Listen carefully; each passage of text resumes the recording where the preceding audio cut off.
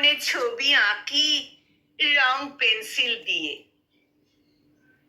তখন আমার চোখের সামনে উঠোনে চারপাশে র্যাপিড বইয়ের 22 পাতার সেই ছবিটা ভাসে। মাথায় সাদা পাগড়ি, চোখে চশমা, মুখে হাসি।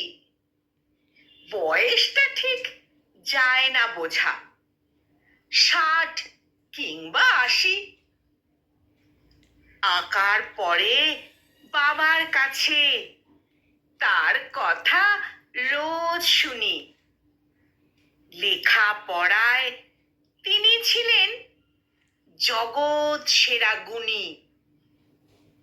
যার নামেতে, যার কথাতে লুকিয়ে আছে জাদু, তিনি হলেন সর্বপল্লী রাধাকৃষ্ণান দাদু।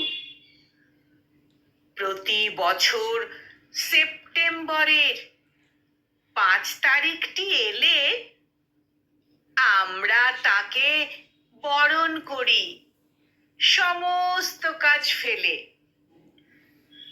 মা বলেছেন তিনি হলেন শিক্ষকদের গুরু। তাকে প্রণাম করেই আমার সকল কাজের শুরু।